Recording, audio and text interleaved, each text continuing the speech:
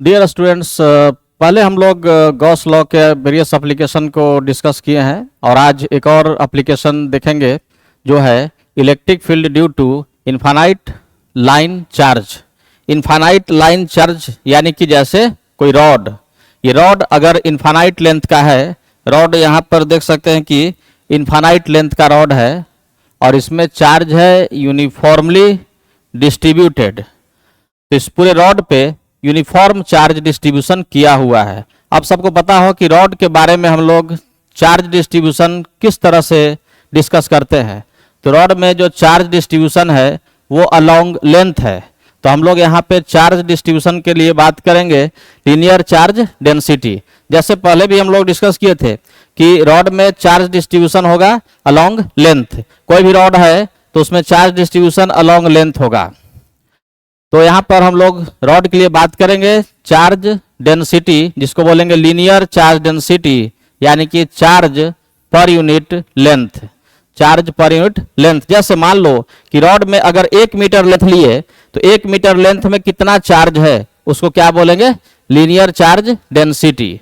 जैसे अगर यही चीज होता, कोई मान लो कि प्लेट होता, डिस्क होता, तो उसमें चार्ज डेंसिटी के बारे में कैसे बात करते, उसमें हम लोग डिस्कस करते कि चार्ज एरिया में है तो हम लोग वहां पे डिस्कस करते चार्ज पर यूनिट एरिया, जिसको बोलते सिग्मा। चार्ज डेंसिटी उसका नाम क्या पड़ता, सरफेस चार्ज डेंसिटी। उसी तरह से किसी वॉल्यूम में अगर चार्ज डिस्ट्रीब्यूटेड है तो वहां पर हम लोग डिस्कस करते हैं वॉल्यूम चार्ज डेंसिटी। तो रॉड के लिए हम लोग यहाँ पर टर्म यूज करेंगे लीनियर चार्ज डेंसिटी लैम्डा। और चार्ज सभी जगह यूनिफॉर्मली डिस्ट्रीब्यूटेड है, इसलिए सभी जगह लैम्डा का वैल्यू क्या है, सेम है, यानी कि लैम्डा इज ए कांस्टेंट। तो अब हम लोग देखेंगे कि इस इनफाइनाइट रॉड के चलते, यानी कि इनफाइनाइट लाइन चार्ज के चलते रॉड से आर डिस्टेंस पे इलेक्ट्रिक फील्ड का वैल्यू कितना होगा, ये कैलकुलेट करना है by using Gauss law. Gauss law use करके हम लोग कैलकुलेट करेंगे कि आर डिस्टेंस पे इलेक्ट्रिक फील्ड का वैल्यू कितना है। तो सबको पहले से ही हम लोग देखते आ रहे हैं कि पहले से पता भी होगा कि गॉस लॉ अप्लाई करने के पहले हम लोग को जानना होगा कि electric field lines due to charge distribution किस तरह का है। अगर मान लेते हैं कि कोई रॉड की बात किए, अगर मान लो कि हम एक रॉड की बात किए, रॉड इस तरह से कोई इनफाइनाइट रॉड है और इस पे चार्ज है यूनिफॉर्मली डिस्ट्रीब्यूटेड, तो इसके चलते किसी पॉइंट पे इलेक्ट्रिक फील्ड किस डायरेक्शन में होगा। तो मान लो कि हम यहाँ पर रॉड में एक एलिमेंट लिए, एक छोटा सा लेंथ लिए, तो इसके चलते जो इलेक्ट्रिक फील्ड होगा इस पॉइंट पे वो होगा रेडियली इस डायरेक्शन में, अलोंग लेंथ होगा और अवे फ्रॉम चार्ज होगा।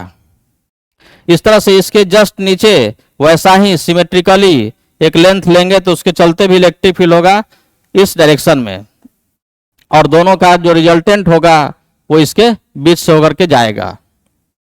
यानी कि देख सकते हैं कि जो इलेक्ट्रिक फील्ड होगा इस रॉड के चलते, दो एलिमेंट के चलते, वो रॉड के परपेंडिकुलर होगा। इस तरह से और भी कोई दो लेंथ लेते हैं तो उसके चलते भी इलेक्ट्रिक फील्ड होगा परपेंडिकुलर टू रॉड। यानी कि कहीं पर भी अगर बात करें तो electric field due to rod इस तरह से होना चाहिए कि electric field due to infinite rod, ये ध्यान रखेंगे कि ये इनफाइनाइट रॉड के लिए ही सही है। इनफाइनाइट रॉड के चलते इलेक्ट्रिक फील्ड होगा रॉड के परपेंडिकुलर। तो इस तरह से जो इलेक्ट्रिक फील्ड लाइंस इस रॉड से निकलेगा वो होगा रेडियली आउटवर्ड डायरेक्शन में। रेडियली आउटवर्ड कैसे बोल सकते हैं, जैसे मान लो कि ये रॉड है तो इस रॉड से इलेक्ट्रिक फील्ड हर डायरेक्शन में निकल रहा है परपेंडिकुलर टू रॉड, तो ऐसे डायरेक्शन को हम लोग बोल सकते हैं कि रेडियली आउटवर्ड डायरेक्शन में। तो हम लोगों को निकालना है कि इलेक्ट्रिक फील्ड इस रॉड से आर डिस्टेंस पे इलेक्ट्रिक फील्ड का मैग्नीट्यूड कितना होगा। तो पहला चीज तो हम लोग ये देख लिए कि रॉड के चलते इलेक्ट्रिक फील्ड लाइन किस तरह का होगा, तो वो सभी जगह पर होगा radially outward perpendicular to the rod. और अब हम लोगों को दूसरा स्टेप में क्या शो करना होगा, क्या यूज करना होगा, तो नेक्स्ट स्टेप में हम लोगों को फॉलो करना होगा गॉस लॉ अप्लाई करने के लिए गॉसियन सरफेस कंसीडर करना।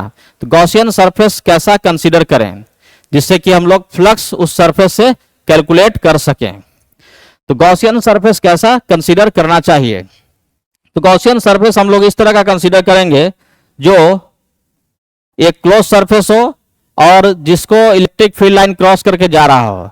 तो इसमें हम लोग ये जान चुके कि इलेक्ट्रिक फील्ड लाइन जो रॉड के चलते होगा वो हर रेडियली आउटवर्ड डायरेक्शन में होगा।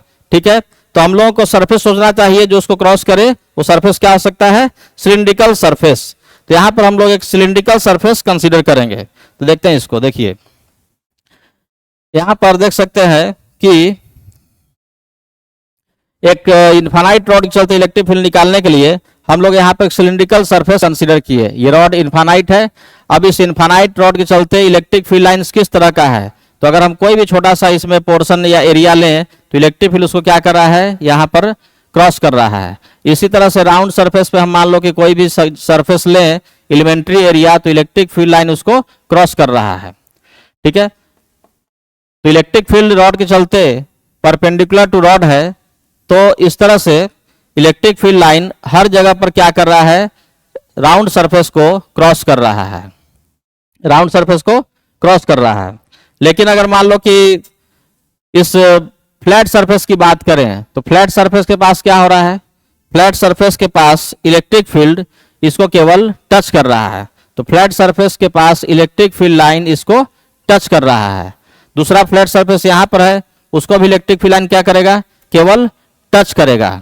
तो इस तरह से इलेक्ट्रिक फील्ड लाइन पूरे सिलिंड्रिकल सरफेस, जिसको हम बोल रहे हैं गॉसियन सरफेस, गॉसियन सरफेस, तो पूरे गॉसियन सरफेस को किस तरह से क्रॉस करके जा रहा है?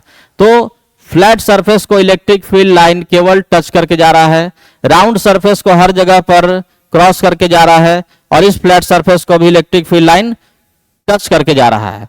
तो इस फ्लैट सरफेस से फ्लक्स क्या होगा? जीरो। इस फ्लैट सरफेस से फ्लक्स क्या होगा? जीरो, क्योंकि इलेक्ट्रिक फील्ड तो है लेकिन सरफेस को टच कर रहा है। और बच गया केवल राउंड सरफेस। तो राउंड सरफेस में हर तरफ इलेक्ट्रिक फील्ड उसको क्रॉस करके बाहर निकल रहा है, तो इलेक्ट्रिक फील्ड लाइन उसको क्रॉस कर रहा है। तो अब हम लोग यहां पर इस पूरे सरफेस के लिए अप्लाई करेंगे Gauss law. Apply Gauss law. Gauss law क्या है? अब डायरेक्ट गॉस लॉ कैसे लिख सकते हैं? E dot D A, E dot D A. E dot D A क्या है? कोई भी स्मॉल एरिया से इलेक्ट्रिक फील्ड पास कर रहा है तो उस स्मॉल एरिया से flux, E dot D A. ये हो गया small flux through small area, elementary area. और पूरे सरफेस से, अगर हमको पूरे सरफेस से, क्लोज सरफेस से टोटल फ्लक्स निकालना है तो वो कैसे मिलेगा? वो मिलेगा इसका इंटीग्रेशन करके over whole close surface, integration करके ओवर होल क्लोज सरफेस। ये लाइन क्या, ये लूप क्या बता रहा है? Integration over whole close surface. तो ये पूरे क्लोज सरफेस में हम लोग यहां पर लूप लगा दिए। ये बता रहा है कि E डॉट डी ए का integration over whole close surface, और ये क्या होता है? ये होता है Q enclosed by epsilon naught. अब ये जो फ्लक्स निकालेंगे तो ये फ्लक्स कैसे निकलेगा? तो ये फ्लक्स निकलेगा E डॉट डी ए का इंटीग्रेशन, पहला तो फ्लैट सरफेस 1 और नीचे वाला फ्लैट सरफेस 2, दोनों फ्लैट सरफेस से E डॉट डी ए करें तो क्या होगा? इसका वैल्यू 0 होगा। Flat surface 1 and flat surface 2 से E डॉट डी ए करेंगे तो देख सकते हैं कि इसका एरिया इस डायरेक्शन में है और इलेक्ट्रिक फील्ड इस डायरेक्शन में है, दोनों परपेंडिकुलर है। तो डॉट प्रोडक्ट क्या होगा? दो परपेंडिकुलर वेक्टर का डॉट प्रोडक्ट 0 होता है। तो एक तो दो सरफेस हो गया, एक ये सरफेस और एक ये सरफेस, दोनों फ्लैट सरफेस से E डॉट डी ए का इंटीग्रेशन कर लिए, प्लस बच गया E डॉट डी ए का integration over round surface, round surface. अब ये कितना होगा? पहला तो दोनों फ्लैट सरफेस से फ्लक्स 0 है, अब बच गया राउंड सरफेस। तो राउंड सरफेस पर देख सकते हैं कि इलेक्ट्रिक फील्ड का वैल्यू किसी भी पॉइंट पर बात करें, राउंड सरफेस के किसी भी पॉइंट पे जाए तो सभी पॉइंट का डिस्टेंस इस रॉड से R है, तो सेम डिस्टेंस पे सभी पॉइंट है, तो इलेक्ट्रिक फील्ड का वैल्यू भी सभी जगह पर सेम होगा। और E डॉट डी ए, इलेक्ट्रिक फील्ड और एरिया दोनों का डायरेक्शन देख सकते हैं कि सेम है, क्योंकि दोनों रेडियली आउटवर्ड है, तो दोनों सेम डायरेक्शन में है। तो E डॉट डी ए क्या हो जाएगा? E डॉट डी ए हो जाएगा E डी ए का इंटीग्रेशन, E डी ए का इंटीग्रेशन। और E सभी जगह पर सेम है, यानी कि इलेक्ट्रिक फील्ड क्या होगा इस इंटीग्रेशन के लिए? कांस्टेंट। तो कांस्टेंट को इंटीग्रेशन के बाहर कर लेंगे। अब ये इंटीग्रेशन केवल किसके लिए लेना है? राउंड सरफेस के लिए। और इसका वैल्यू कितना हो जाएगा, E इंटू, अब राउंड सरफेस का एरिया, पूरा surface area, integration over round surface, तो पूरे राउंड सरफेस का सरफेस एरिया कितना होता है 2 पाई आर एल, और this equals to Q enclosed. तो अब देखो सिलेंडर का लेंथ कितना लिए हैं, सिलेंडर का लेंथ यहां पर हम लोग एल लिए हैं, एल लेंथ का सिलेंडर लिए थे, तो एल लेंथ में कितना रॉड इनक्लोज्ड हुआ, तो रॉड का एल लेंथ इनक्लोज्ड हो गया, तो एल लेंथ में कितना चार्ज आया, एल लेंथ में चार्ज हो गया लैम्डा इंटू एल, तो ये हो गया charge enclosed by epsilon naught. तो यहां से आ गया इलेक्ट्रिक फील्ड का वैल्यू, इलेक्ट्रिक फील्ड का वैल्यू हम लोगों को मिल गया कि इलेक्ट्रिक फील्ड का वैल्यू कितना होगा, तो इलेक्ट्रिक फील्ड इक्वल्स टू हो जाएगा E बराबर, E इक्वल्स टू यहां से E का वैल्यू मिल जाएगा, E बराबर lambda, L L cancel out हो गया, तो क्या बचा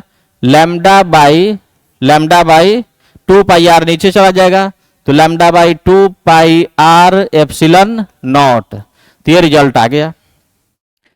तो ये हो गया electric field due to infinite rod at a distance R. अब इसका हम लोग ग्राफ प्लॉट कर सकते हैं। ये रिजल्ट आया कि किसी भी रॉड के चलते, इनफाइनाइट रॉड के चलते इलेक्ट्रिक फील्ड आर डिस्टेंस पे होगा रॉड के परपेंडिकुलर, और उसका वैल्यू होगा lambda by 2 pi epsilon naught R. ये हो गया। यहां से देख सकते हैं कि इलेक्ट्रिक फील्ड और डिस्टेंस में क्या रिलेशन है, इलेक्ट्रिक फील्ड और डिस्टेंस में क्या रिलेशन है, अब इसको पहचानिए। देखिए electric field equals to lambda is a constant, 2 pi epsilon naught constant, तो बच गया क्या वेरिएबल में 1 बाई आर। तो इलेक्ट्रिक फील्ड बोलेंगे इनवर्सली प्रोपोर्शनल टू डिस्टेंस या directly proportional to 1 by R. इसका मतलब ये हुआ कि अगर डिस्टेंस रॉड से बढ़ेगा, रॉड से दूर जाएंगे, तो इलेक्ट्रिक फील्ड का वैल्यू क्या होगा, कम होगा। अगर ये डिस्टेंस बढ़ता है तो इलेक्ट्रिक फील्ड का वैल्यू कम होगा। अब इसका हम लोग ग्राफ भी प्लॉट कर सकते हैं। अब देखो भाई ग्राफ प्लॉट करो, तो इलेक्ट्रिक फील्ड किस पे रखते हैं, इलेक्ट्रिक फील्ड रखते हैं वाई एक्सिस पे जनरली, और डिस्टेंस फ्रॉम रॉड को कहां रखेंगे, डिस्टेंस को रखेंगे एक्स एक्सिस पर। और क्या फॉर्मूला आया था, electric field equals to lambda by 2 pi epsilon naught R. इसको याद कर लेंगे रिजल्ट को, बहुत इंपॉर्टेंट रिजल्ट है, lambda by 2 epsilon naught R. अब देखो आर का वैल्यू अगर 0 पुट कर दें, यहाँ पे ग्राफ प्लॉट करने के लिए हम लोग क्या चाहिए, एक दो वैल्यू पुट करके पहले देख लेना है। कोई जरूरी नहीं है कि ग्राफ का हर आइडिया हम लोगों को हो, लेकिन 2-3 पॉइंट का वैल्यू अगर पुट करके रिजल्ट मिल गया तो ग्राफ प्लॉट कर पाना आसान होगा। तो आर का वैल्यू 0 पुट करेंगे तो इससे पता चल जाएगा कि इलेक्ट्रिक फील्ड का वैल्यू कितना, यहाँ 0 पुट करो, तो यहाँ 0 पुट करेंगे तो समथिंग बाई 0 क्या होता है, इन्फिनिटी। किसी भी चीज में 0 से डिवाइड करो तो क्या मिलता है, इन्फिनिटी। आर का वैल्यू बढ़ेगा तो इलेक्ट्रिक फील्ड का वैल्यू इन्फिनिटी से घटेगा, और अगर आर का वैल्यू हो जाए इन्फिनिटी तो इलेक्ट्रिक फील्ड का वैल्यू क्या हो जाएगा, अगर नीचे समथिंग बाय इन्फिनिटी क्या होता है 0। यानी कि जब डिस्टेंस 0 है तो इलेक्ट्रिक फील्ड का वैल्यू इनफाइनाइट है, और डिस्टेंस बढ़ने के साथ इलेक्ट्रिक फील्ड घटते घटते इन्फिनिटी पर क्या हो जाएगा, तो इन्फिनिटी पर 0 हो जाएगा। तो ऐसा ग्राफ आएगा electric field due to infinite rod और इनफाइनाइट लाइन चार्ज। इस ग्राफ का नाम क्या है, तो देख सकते हैं कि क्या फॉर्मूला था, इलेक्ट्रिक फील्ड इक्वल्स टू जो कांस्टेंट है उसको C मान लो, तो lambda constant 2 pi epsilon naught constant, तो सब मिलाकर एक कांस्टेंट बन गया, और ये बच गया R। तो इलेक्ट्रिक फील्ड किस के जगह पर चला गया है, Y के जगह पर, Y equals to C by R। क्या है, R है X। तो ये हो गया, क्या इक्वेशन आ गया, X Y equals to constant, और ये कांस्टेंट क्या है, पॉजिटिव है, तो ये आ गया किसका इक्वेशन, रेक्टेंगुलर हाइपरबोला। तो ये इक्वेशन आ गया रेक्टेंगुलर हाइपरबोला का। तो ये जो ग्राफ है वो बेसिकली क्या है, रेक्टेंगुलर हाइपरबोला है। देखो भाई इसको समझ लेंगे कि ग्राफ बहुत ही इंपॉर्टेंट है, सारे रिजल्ट का ग्राफ का प्रैक्टिस होना जरूरी है, क्योंकि देख सकते हो कि ग्राफ पे सवाल जेई नीट में हर साल आना ही आना है, तो ग्राफ, और ग्राफ कहीं बाहर से नहीं आएगा, बस यही सब रिजल्ट से ग्राफ आएगा। थोड़ा बहुत चेंज करके प्रैक्टिस किए रहेंगे तो जरूर है कि एग्जाम में हम लोग ग्राफ को सॉल्व कर लेंगे। तो ये हो गया electric field due to infinite rod. इसके बाद नेक्स्ट एक और हम लोग देखते हैं electric field due to infinite hollow cylinder.